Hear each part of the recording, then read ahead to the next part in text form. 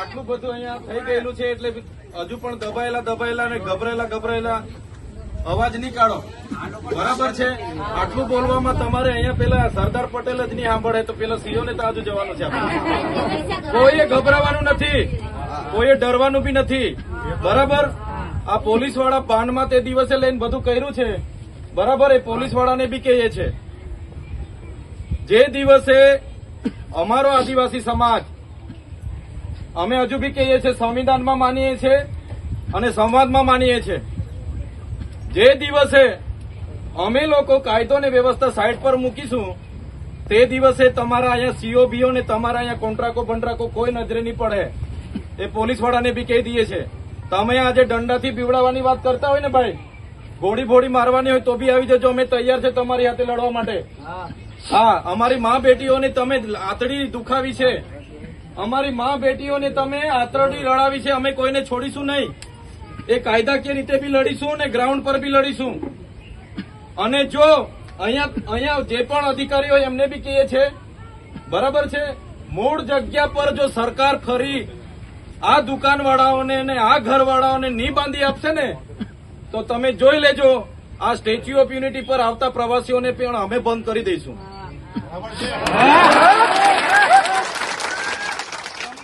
કેમ છું ભાઈ? દુઃખની વાત છે. તાળીઓ, તમારી તાળીઓ સાંભળવા હું નથી આવ્યો આટલે દૂરથી. બરાબર છે. એટલે તાળીઓને હોહા કરવા માટે, બરાબર, અહીંયા શોબાજી કરવા માટે અમે નથી આવ્યા. એટલે શાંતિથી સાંભળો. જો આ લોકો તમારા ઝૂંપડા અહીંયા નહીં બાંધશે ને તો તમે તૈયાર થઈ જાઓ. આપણા ભોગે ડેમ બન્યો છે, આપણી જમીનો ગયેલી છે. બરાબર. આપણા બાપ દાદાઓ અહીંયા મરીને ગુજરી ગયા. એ પાણી આખા ગુજરાતમાં જાય છે. આપણને નથી વળતર મળ્યું, નથી પાણી મળ્યું, નથી ઘર મળ્યું, નથી જમીન મળી, નથી નોકરી મળી. એટલે આ સરકાર જો આવી રીતના દાદાગીરી કરીને જો તમને અહીંયા ખદેડવાની વાત કરતી હોય ને, એ નર્મદા કેનાલ બંધ કરાવી દઈશું. નર્મદા કેનાલ બંધ કરાવવું છે કે નથી કરાવવું? કરાવી દઈશું. તો એમને ખબર પડશે. નર્મદાના નામે ચૂંટણીઓ લડે છે, નર્મદાના નામે વાહવાહી લૂંટે છે, નર્મદાના નામે સરકારો બનાવે છે. તો અમારા લોકોએ જમીનો આપીને શું ગુનો કર્યો છે? તમે ભાઈ જમીનો આપીને, તમારા બાપ દાદાએ જમીનો આપી એટલે તમે ગુનો કર્યો છે? તો કેમ આટલી બધી દાદાગીરી, આટલી બધી હેરાનગતિ આપણી સાથે કરે છે? કેમ આટલી બધી ધમકી અમારી મા બેટીઓને રાતે ઉચકીને પોલીસના હવાલે કરે છે? એટલે તમે તૈયાર થઈ જાઓ. અમે તૈયાર જ છે. બરાબર છે. કોઈના બાપથી બીવાની જરૂર નથી. એમના બાપની આ જમીનો નથી. એ સરકાર એને એમ માનતી હોય કે અહીંયા બધું ઉજાડીને લઈ જઈશું. એ સરકાર બી ભૂલી જાય. જે દિવસે હથિયાર હાથમાં લઈશું ને અહીંયા પોલીસ કોઈ નજરે બી ના પડે. એની આર્મી એમણે જે કરવું હોય કરી લે. પણ મારી મા બેટીઓ હાથે જો મારી મા બેટીઓને રડાવવાની વાત એ લોકો કરશે તે દિવસે આર્મી મૂકો, દુનિયા મૂકો, આર પારની લડાઈ કરવા અમે તૈયાર છે. અમારી પાસે બી હથિયાર છે. જે દિવસે ઘરમાંથી કાઢીશું ને તમારી પોલીસ ને તમારો શર્મા ફરમાન, ડીવાયએસપી ને એસપી કોઈને અહીંયા જોઈએ નહીં. પૂરું કરી દઈશું અહીંયા. બરાબર છે. તમે ખાલી તૈયારો, અમે લડવા માટે તૈયાર છે. કેટલું વેચવાનું ભાઈ? નર્મદાના નામે બધા ગામડાઓ ખાલી કરાવ્યા, આ રોડોના નામે ખાલી કરાવ્યા, નેરોના નામે ખાલી કરાવ્યા, આ સ્ટેચ્યુના નામે ખાલી કરાવ્યા, પિયર ડેમના નામે ખાલી કરાવ્યા. એટલે અમારા આદિવાસીએ ભોગ આપવાનો. હમણાં ઝૂંપડા તોડી નાખ્યા. કેમ ભાઈ? એટલે ઉદ્યોગપતિઓને જમીનો આપવાની છે તમારે? હે? હોટલો વાળાને જમીન આપવાની છે, રિસોર્ટો વાળાને જમીન આપવાની છે. એટલે તમે જોઈ લો. એક વાર આપણે પૂછવાનું છે. સોમવારે રજા છે, સોમવાર નહીં, ગુરુવારે બધા નક્કી કરો. આખા ગુજરાત, મહારાષ્ટ્ર, મધ્યપ્રદેશ ને રાજસ્થાનના સંગઠનો, જે પણ પક્ષ પાર્ટીના આગેવાનો, ધારાસભ્ય, સાંસદોને તમારા વતી બધાને જાણ કરો અને બધાને કહો અહીંયા આવે, હાજર રહે. સ્ટેચ્યુ ઓફ યુનિટીના નામે તે વખતે બધા રથ લઈને ગામડે ફરતા હતા. સ્થાનિક લોકોને રોજગારી આપીશું, રોજગારી આપીશું. ક્યાં ગયા ધારાસભ્ય, ક્યાં ગયા સાંસદ? આજે મા બેટીઓને અહીંયા રાતે આ નક્સલવાદીઓની જેમ અહીંયા કોર્ડન કરીને ઉચકી જાય છે. આ મારા દાદા લોકોને, બહુ વર્ષના લોકોને અહીંયા ધમકી આપે છે. ક્યાં ગયા સાંસદ, ક્યાં ગયા ધારાસભ્ય? એટલે આ લોકોને પૂછી લો, એકવાર કહી દો. ગુરુવારના કાર્યક્રમમાં કાયદો અને વ્યવસ્થામાં માનીએ છીએ હજુ બી. એટલે એકવાર પરવાનગી માંગી જો અહીંયા એસડીએમ ને. પરવાનગી આપે તો ઠીક, પરવાનગી નહીં આપશે તો બી ગુરુવારે હજારોની સંખ્યામાં અમે અહીંયા આવી રહેલા છે. તૈયાર છો ને બધા? ગુરુવારે આવી રહેલા છે. અમે એક આવેદન આપીશું, અલ્ટિમેટમ આપીશું 10 કે 15 દિવસનું. પછી બીજો સરકાર આપણા લોકોના ઝૂંપડા અહીંયા બનાવી નહીં આપે, પછી જ સરકાર જે નુકસાન કરી એનું વળતર નહીં આપે, તો આ સ્ટેચ્યુની બસો, રિક્ષાઓ અને આ સ્ટેચ્યુ ઓફ યુનિટીની તમામ હોટલો મોટલો એ 15 દિવસ પછી બંધ થશે. લખી રાખજો. અમે આવીશું. બરાબર છે? નેર પર ઉતરવું પડશે, નેરમાં કૂદવું પડશે. અમે નેરમાં કૂદીશું, પણ નેર બી બંધ કરાવીશું. નેરના ગેટ પરથી કૂદવા અમે તૈયાર છે. પણ જો તમને ન્યાય નહીં મળશે, નર્મદાની મુખ્ય કેનાલ બંધ કરીશું અમે 15 દિવસ પછી. લખી રાખજો. એ પ્રશાસન, કલેક્ટર હોય, સીઓ હોય, એનો એમડી હોય, કોઈ બી લોર્ડ કર્નલ, લોર્ડ કરજનની જેમ અહીંયા ઓર્ડર આપતા હોય ને અધિકારીઓ, તો એ લોકોને બી કહી દેજો અમે બી બિરસા મુંડા અને ભગતસિંહ બનવા માટે તૈયાર છે. લોર્ડ કરજન અધિકારીઓ જો લોર્ડ કરજન બનીને અમારા લોકોને આદેશ કરીને હેરાન કરવા માંગતા હોય, તો અમે પણ બિરસા મુંડા અને ભગતસિંહના રાહે જવા તૈયાર છે. જે દિવસે અમારા લોકોના હાથમાં હથિયાર અમે ઉઠાવી લઈશું ને, તમારા અહીંયા સ્ટેચ્યુ ઓફ યુનિટી, તમારા આ બધા પ્રોજેક્ટો બધા રખડી જાય.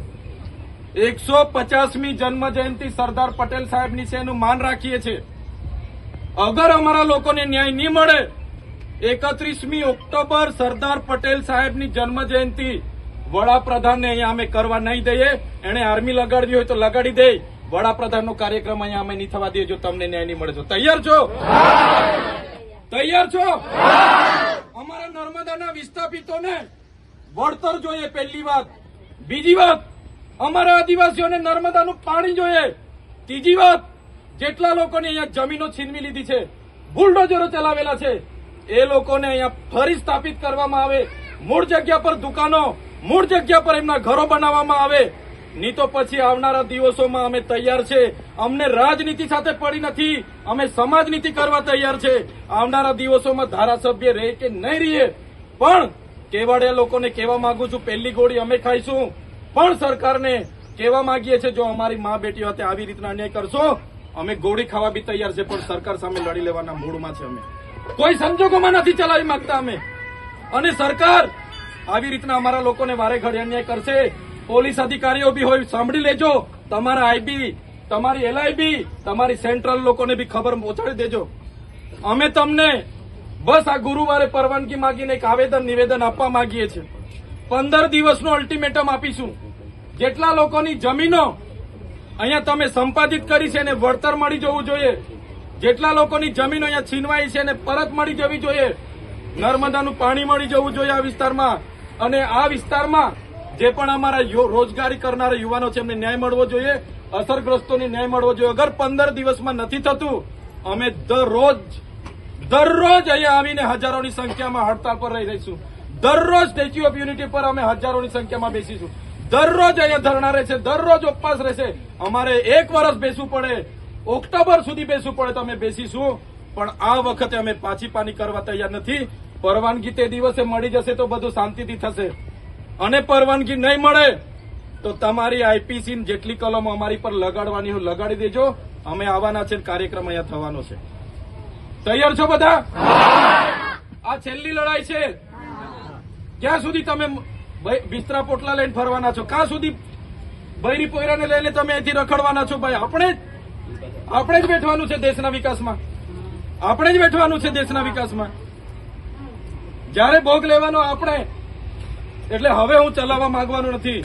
સરકારે મને એન્કાઉન્ટર કરવું હોય તો કરી નાખે, પણ મારી મા બેટીઓ સાથે જો આવું કરશે, હું ચલાવવાનો નથી. મારી સાથે તમે રહેજો. મારી સાથે કોઈ રહેશે કે નહીં રહેશે, તમામ આગેવાનો રહેજો અને લડીશું. દિન 15 પછી પણ ન્યાય નહીં મળશે, અહીંયા આંદોલનો ચાલુ રહેશે. સ્ટેચ્યુ ઓફ યુનિટી પ્રવાસીઓને પણ અપીલ કરીશું, અમારા ભોગે અમારા આંસુએ તમે અહીંયા નહીં આવતા. દેશ વિદેશના પ્રવાસીઓને પણ અપીલ કરીશું. આદિવાસી સમાજ આખો ટ્રેડ કરીશું. સ્ટેચ્યુ ઓફ યુનિટી પર કોઈ નહીં જોઈએ નહીં. અમારા ભોગે અહીંયા કોઈ જલસા કરવા આવવાના નહીં. પ્રવાસીઓને પણ અપીલ કરીશું. તમામ પ્રશાસનોને પણ કહીશું, જો 15 દિવસમાં તમારા ઝૂંપડા અહીંયા બનાવી આપવામાં નહીં આવશે જો 15 દિવસમાં તમને વળતર આપવામાં નહીં આવશે એટલે સરકાર જાણી લે એમનો પ્રોજેક્ટ આવનારા દિવસોમાં ચાલવા નહીં દઈએ અમે. તમે કેટલા અબજનો ખર્ચો કર્યો છે અમે નથી જાણતા, પણ અમે ચાલવા દેવાના નથી. ન્યાયિક પણ લડત ચાલશે, સડક પર પણ લડત ચાલશે, અને આ વખતે અમે આરપારની લડત કરવા તૈયાર છે. અને અમે સરકારને આવનારા દિવસોમાં તમે જોઈ લેજો, આવનારા દિવસોમાં જો સરકાર આવી રીતના અમારી મા બેટીઓને, મારા આગેવાનો, મારા બુજુર્ગો હાથે કરશે તો આવનારા દિવસોમાં 29મું રાજ્ય મેં આજે પણ છાતી ઠોકીને કેમ છું, 10 વર્ષ લાગે કે 5 વર્ષ બનાવીને રહીશું અને એની રાજધાની કેવડિયા બનાવીશું અને આપણા લોકો અહીંયા રાજ કરશે. જેટલા પણ બહારના અહીંયા બની બેસેલા છે હોટલો મોટલો રાખીને આપણી જમીનો પર આવનારા દિવસોમાં એનો કબજો લેવા તમે તૈયાર રહેજો. અમે બેઠા છે લડવા માટે, બધી રીતે લડત તૈયાર રાખજો. એટલે સાથીઓ, આજે અમે આવ્યા છે તે દિવસે અમને પહોંચાયું નથી, અમને દુઃખ છે. અમને ખબર નહોતી, 10 વાગે ખબર પડી, બીજા કાર્યક્રમોમાં હતા. પણ ગુરુવારે 22 તારીખે સરકાર પર પરવાનગી માંગીએ છે. શાંતિ સુલેથી રેલી કરીને સીઓને આવેદન આપીશું અને આપણી જે દુકાનો તોડી છે ત્યાં દુકાનો ફરી બને, જે નુકસાન થયું છે એનું વળતર મળે, એ આપણી માંગણી રહેશે.